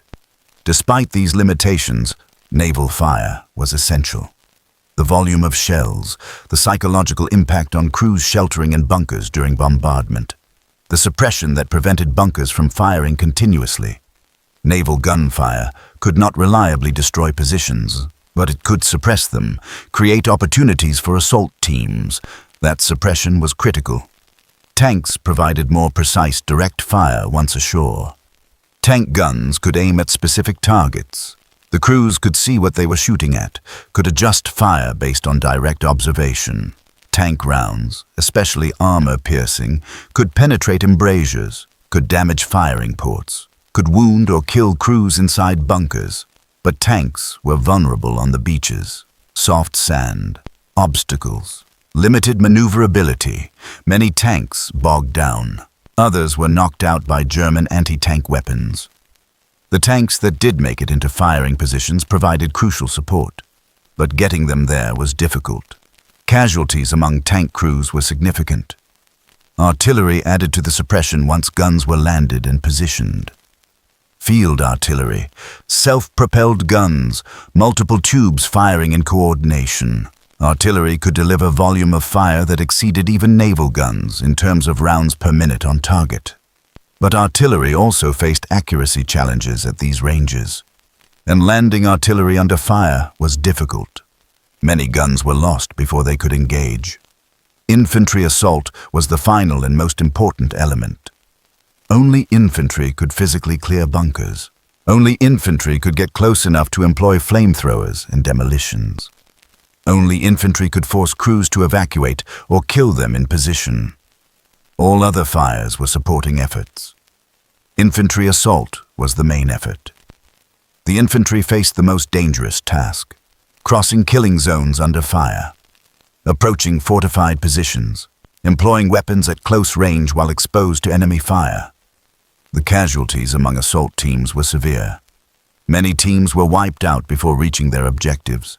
Others succeeded, but at heavy cost. The combination of these elements created a system. Naval fire would suppress a bunker. Tanks would engage it directly. Under this covering fire, infantry would approach, employ demolitions or flame, neutralize the position, then move to the next bunker. The process repeated across the beaches. The effectiveness of this system varied. At Omaha Beach, where defenses were strongest and terrain most favorable to defenders, the system struggled initially. Many assault teams were destroyed. Naval fire was less effective than hoped. Tank support was limited. Progress was slow. For hours, the outcome was uncertain. At other beaches, the system worked better. Utah Beach saw less determined resistance. British and Canadian beaches had mixed results, but nowhere was it easy. Nowhere was it quick. The fortified positions required significant effort to eliminate. The casualties were always heavy. For the German crews in bunkers, the combination of fire created overwhelming pressure. Naval shells falling continuously, tank rounds impacting their positions, artillery adding to the bombardment, the noise, the shaking, the fear. Then seeing infantry approaching, knowing assault was coming, knowing the position would likely be overrun. The psychological burden was immense. Some crews broke under this pressure, abandoned positions before assault arrived, fled inland, sought to escape. Most of these were caught or killed. Some succeeded in withdrawing, but the positions were lost regardless. The guns silenced. Other crews held firm, continued fighting despite the overwhelming fire, maintained discipline, followed orders, fired the weapon until physically unable to continue. These crews often fought to the end, were killed in their positions, or captured only after all resistance was impossible. The combination of fire doctrine reflected Allied tactical thinking, overwhelming firepower, combined arms, systematic reduction of enemy positions. The philosophy was attritional, grind down defenses through superior resources. The human cost was acknowledged but accepted. The invasion could not wait, could not be delayed. The positions had to be eliminated, whatever the cost. For individual soldiers, being part of this system meant different things. Naval crews fired at coordinates, rarely saw direct results. Tank crews engaged visible targets, saw impacts, assessed effects. Infantry experienced direct combat, close range, personal. Each level of the system had different psychological reality, but all contributed to the same end. Elimination of defensive positions. The system worked. The positions were eliminated. The beaches were secured, but the cost was high. Allied casualties on D-Day approached 10,000. Many of those casualties occurred during the systematic elimination of bunkers, crossing killing zones, approaching fortified positions. The human price of the combination of fire doctrine. The German crews who defended those positions paid their own price. Thousands killed, captured, wounded. The MG42 positions that seemed so strong, that inflicted such heavy casualties in the early hours, were systematically destroyed. The concrete that protected them was not enough. The ammunition they had stockpiled ran out or became irrelevant. The weapons were silenced. The combination of fire continued beyond D-Day, as Allied forces pushed inland, encountered new defensive lines, new fortified positions. The same system applied. Suppress with artillery, engage with tanks, assault with infantry. The pattern repeated throughout the Normandy campaign, throughout the war. But on June 6th, the system was proven on the beaches, the most difficult test. Against prepared defenses, strong positions, determined defenders, the system worked, achieved its objective. The beaches were secured, the invasion succeeded, the cost was paid, in blood, on both sides. The combination of fire had achieved its purpose. The range decreases. What began as engagement at 400 meters becomes 300, then 200. The Allied forces advance across the beach. Establish positions closer to the bunkers, the distance between hunter and hunted contracts. The nature of the combat changes. At longer ranges, the MG42 crew had advantages. The weapon's effective range, the fortified position, the fields of fire. The attackers were exposed, moving through obstacles, easy targets. The crew could fire with relative impunity. The return fire at these ranges was largely ineffective against concrete.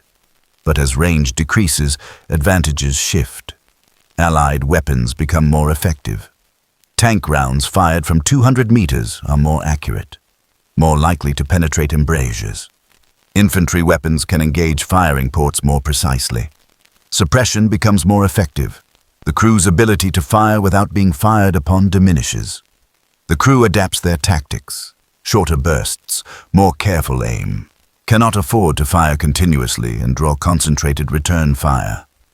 Must pick moments. Fire. Take cover. Fire again. The rhythm changes from sustained suppression to more selective engagement. Ammunition conservation becomes more important. Supplies are dwindling. Allied soldiers are using the terrain more effectively now, have identified blind spots, areas the bunker cannot cover, are moving through these areas. Getting closer, the crew watches this, knows what it means, knows assault is coming, but cannot prevent it, can only delay, make the approach costly. Smoke begins appearing. Smoke grenades thrown by advancing infantry. The smoke drifts across the beach, obscures visibility. The crew cannot see through it, cannot engage targets they cannot see. The smoke provides concealment for Allied movement, allows closer approach without exposure. The gunner fires into the smoke. Blind fire. Hoping rounds find targets, hoping the volume of fire will hit someone. But effectiveness is reduced. Cannot observe impacts, cannot adjust fire. Just firing into white smoke, wasting ammunition on uncertain targets. But what else can be done? Allowing free movement through smoke is not acceptable. A flamethrower team is identified, moving through the smoke. The crew can see the flamethrower tanks on the operator's back. Distinctive silhouette, priority target. The gunner engages. The flamethrower operator falls, killed before reaching effective range. The crew feels brief satisfaction, threat eliminated, but another flamethrower appears, moving from a different angle. The smoke conceals their approach until too close. The second operator reaches effective range, positions himself. The crew sees him. Too late. The flamethrower fires. The stream of burning fuel arcs through the air, enters through a firing port, splashes inside the bunker. Burning napalm adheres to surfaces, to equipment. The heat is immediate and intense. The smoke is toxic. The crew cannot remain at the weapon, cannot breathe, cannot see, must evacuate or die. The crew makes the decision. Evacuate. Move to the rear entrance. Exit the bunker. Accept whatever comes next. Staying means death by fire. Leaving means possible survival, possible capture, unknown fate. But known death versus unknown outcome. The choice is clear. They exit into the trench, hands raised, surrendering. Allied soldiers are waiting, weapons trained. The crew is disarmed, searched, hands bound, herded to the rear. The bunker burns behind them. The MG42 falls silent. The position is eliminated.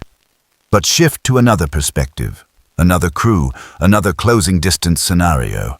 This position is being approached by engineers with satchel charges. The flamethrower team was suppressed, killed. But the engineers continue advancing, using covered approaches, moving between obstacles, getting closer. This crew maintains fire, engages the engineers when visible, forces them to take cover, slows their advance, but cannot stop it. The engineers are trained, know how to approach fortified positions, use dead ground, time their movements, accept casualties, keep coming. One engineer reaches the base of the bunker, in the blind spot where the gun cannot depress enough to engage. He places a satchel charge against the rear entrance, the only exit from the bunker. He runs back to cover, detonates the charge.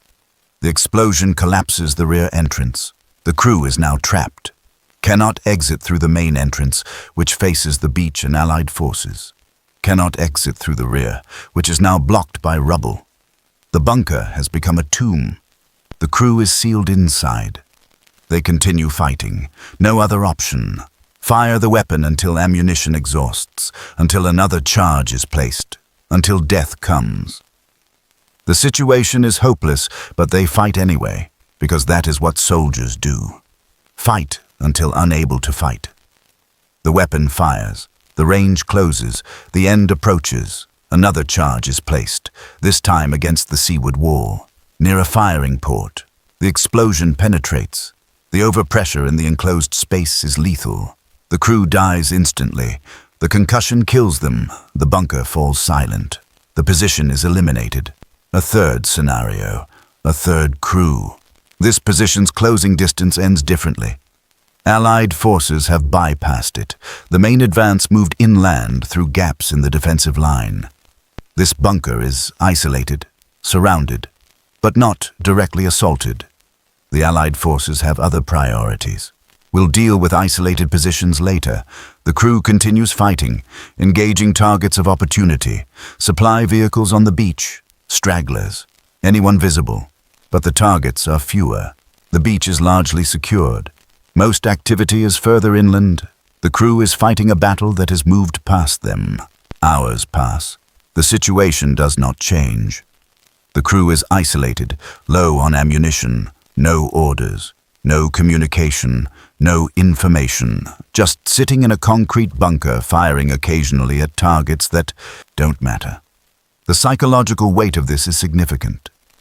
Knowing you are irrelevant, that the battle has moved on, that you are forgotten. Eventually, Allied forces return to deal with isolated positions. A small team approaches under flag of truce, calls for surrender, promises fair treatment. The crew discusses, decides to surrender, exits the bunker, hands raised. The position is secured without assault. The crew survives, becomes prisoners. 3 more scenarios, 3 more outcomes, but the pattern is same. The range closes, Allied forces advance. The bunkers that seemed impregnable become vulnerable. The crews that inflicted heavy casualties in the early hours are eliminated in the later hours. The systematic reduction continues. The closing distance represents the fundamental vulnerability of static defense. Fixed positions, no maneuver, no withdrawal, just hold position and fight. This works initially, when range favors the defenders, but as attackers close, advantages shift. The static positions become targets. The defenders become trapped. The German crews understood this conceptually. Training covered it. Doctrine acknowledged it. But understanding abstractly and experiencing concretely are different. Living through the actual closing distance. Watching Allied forces advance. Seeing the range decrease. Knowing your position will be assaulted. Knowing escape is unlikely. That is different from theoretical knowledge. Some crews handled it well, maintained discipline and morale, fought effectively to the end. Others crumbled, abandoned positions prematurely, fled without orders. Most fell somewhere between, fought as well as they could under impossible circumstances, did their duty as they understood it, paid the price. The closing distance phase determined individual fates, who survived, who died, who was captured. The opening hours determined strategic outcome. The invasion succeeded. The beaches were taken, but the closing distance determined personal outcomes. For thousands of individual soldiers, German and Allied, their fates were decided in these final hours, as the range closed, as the assault came, as positions were eliminated one by one. The bunkers that dominated the morning were silent by evening. The crews that fired thousands of rounds in the early hours fired no more by sunset. The MG42s that created the distinctive ripping sound across the beaches were quiet. The positions were eliminated. The mission was complete. The closing distance had closed completely. To zero, to contact, to the final assault, to silence. The bunker is burning, has been burning for 3 minutes. The heat inside is becoming unbearable. The crew has moved to the protected alcove near the rear entrance, away from the flames. But the heat follows. The smoke fills the space. Breathing is difficult. Eyes burn. Visibility is near zero. The decision to evacuate was made 60 seconds ago, but the execution is complicated. The rear entrance is partially collapsed from an earlier shell impact. Not completely blocked, but difficult to exit, one person at a time. Slow, while smoke and heat build. The first crew member exits, emerges into the trench system behind the bunker, immediately takes fire.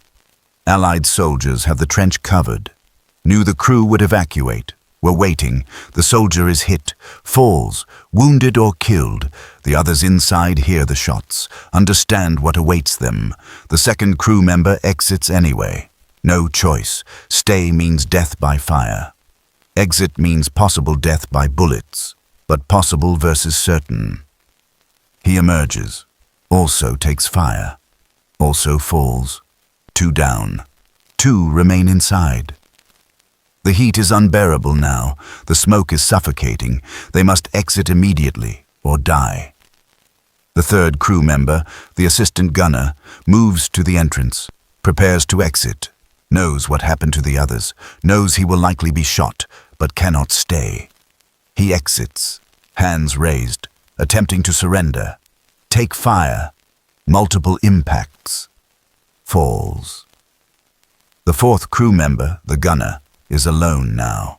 The position he defended for hours, the weapon he fired, the mission he completed, all behind him now, burning, collapsing.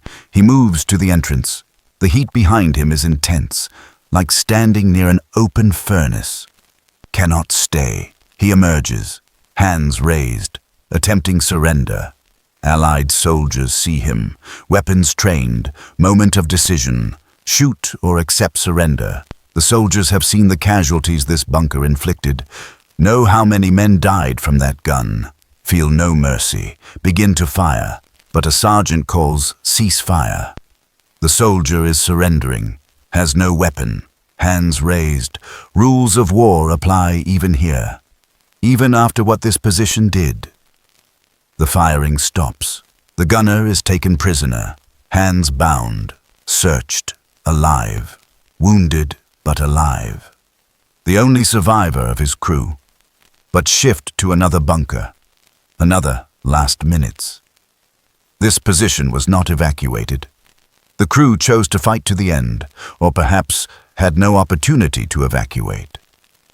The assault came too quickly. The satchel charge was placed before they could react. The explosion when the charge detonates is massive. The overpressure in the enclosed space is lethal. The shockwave kills instantly. No time for pain. No awareness of death. One moment fighting, next moment nothing. The bunker falls silent immediately. The crew dead, the position eliminated, a third bunker, third scenario. This crew attempted to surrender before assault. Saw the tactical situation, knew resistance was futile, chose to live rather than die for a lost cause. They exited with hands raised. White cloth improvised as flag, calling out surrender in broken English. Allied forces accepted the surrender. The crew was disarmed, bound, searched. Some Allied soldiers wanted to shoot them anyway. Revenge for casualties taken, but discipline held. Officers enforced rules of war. The prisoners were taken to rear areas, alive. Their war over, their fate uncertain but immediate death avoided. The variety of last minutes reflects variety of circumstances. Different crews, different tactical situations, different decisions made under pressure. But the outcomes were limited. Death, capture, rarely escape through withdrawal. The specific path varied. The endpoints did not. For those who died, the last minutes were terror and pain or sudden nothing. Burns from fire. Concussion from explosions. Bullets finding targets. Drowning in blood from wounds. The ways to die in combat are many. The last minutes for those killed in bunkers reflected this variety. Each death unique. Each terrible. For those captured, the last minutes were surrender. Hands raised, vulnerability, hoping Allied soldiers would accept the surrender, would not simply shoot, hoping rules would be followed, that prisoners would be taken rather than executed. Most were taken, some were not. The last minutes for them were fear mixed with relief. Alive, but fate unknown. The physical spaces of these last minutes were small and terrible. Concrete bunkers, filling with smoke and flame, or shaking from explosions, or simply filled with the knowledge that assault was imminent, that death or capture approached, that nothing could be done, that the end had arrived. Time distorts in last minutes. Seconds feel like minutes. Minutes feel like hours. Everything slows down or speeds up. Perception fractures. Some men experience clarity, hyper-awareness of detail. Others experience tunnel vision. Focus on single thing, weapon, exit, specific face. The mind tries to process the unprocessable. Sounds in last minutes become distinct. The roar of flame, the scream of incoming shells, the burst of gunfire. One's own breathing, fast, panicked, the sound of others, shouting, praying, crying, all compressed into small space and brief time, creating cacophony that is remembered forever by those who survive, or heard only in last moments by those who don't. Smells in last minutes are intense. Burning fuel, burning flesh, propellant smoke, concrete dust, sweat, fear sweat has specific smell. Different from exertion, more pungent, mixed with other smells. Creating sensory environment that is purely combat, purely dying and death. Physical sensations vary. Heat from flames, impact of explosions, bullet strikes, or simply exhaustion. The body at its limit, beyond its limit, functioning on adrenaline and fear. Then adrenaline failing, body collapsing or ending, systems shutting down, consciousness fading. Some men in last minutes thought of families, homes, wives, children, parents, the life left behind, the life. that will continue without them, or thought of nothing. Mind blank, overwhelmed, shut down by stress, no thoughts, just sensation and action, automatic behavior without conscious direction. Others accepted death, made peace. Religious faith helped some. Belief in afterlife, in purpose, in sacrifice. Others found acceptance without faith, simple recognition that death comes to everyone, that this moment, this place, is theirs. Acceptance without belief, just acknowledgement of reality. The last minutes in the bunkers ended various ways. Fire, explosion, bullets, surrender, but all ended. The positions fell silent. The crews ceased fighting, dead or captured or withdrawn. The MG42s stopped firing. The beaches continued to be secured. The invasion proceeded, and the men who defended those bunkers entered their last minutes, then their last seconds, then nothing, or prisoner status, or rare survival and escape. The historical record shows the outcomes: positions eliminated, casualties taken, beaches secured. But the records do not capture last minutes, the specific experiences, the terror, the pain, the decisions made, the ways men faced death, the variety of endings. That is lost, exists only in memories of survivors, many of whom never spoke of it, took those last minutes witness to their own graves. The bunkers stand today, concrete weathered, firing ports empty, silent. Tourists visit, take photos, read plaques, learn the history, but cannot experience what happened in those bunkers. Cannot know the last minutes, cannot feel what those crews felt. The concrete remains, the experience is gone. The bunker sits on the beach. 79 years later, concrete weathered by decades of wind and salt spray. The firing ports are empty voids, no weapon, no crew, just openings in concrete. Looking out at the same beach, the same water, the same horizon. The structure shows its age, cracks in the concrete, vegetation growing in crevices, graffiti on some surfaces. Time has softened the harsh military lines, made it almost natural, part of the landscape, but the basic form remains, recognizable, unmistakable as wartime fortification. Inside, the space is empty. The weapon mount is gone. The ammunition storage is empty. Shell casings removed decades ago. The walls show marks, bullet impacts, shrapnel scars, carbon staining from the fire that burned here briefly. The physical evidence of June 6, 1944. Tourists visit, walk through the bunker, stand where the crew stood, look through firing ports where the gunner looked, try to imagine, try to understand. Most cannot. The imagination fails.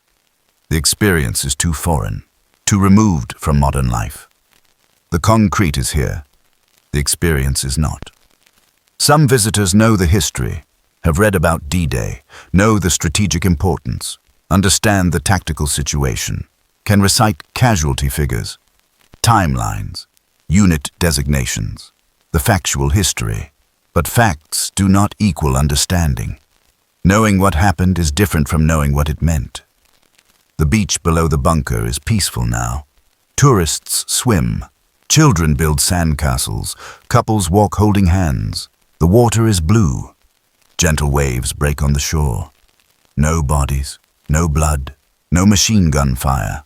Just a beach. Beautiful and tranquil. But on June 6th, 1944, this same ground was a killing zone. The water ran red. Bodies floated in the surf. The distinctive sound of the MG42 ripped across the sand. Men died here by the dozens, the hundreds. The transformation from that to this is complete, almost unimaginable. The crew that fought from this bunker is gone. All 4 men. Their names are recorded, in archives, in casualty lists, but their experience exists only as brief mentions in historical documents. They manned an MG42 position, engaged Allied forces, were eliminated, position secured. That is the extent of their historical record.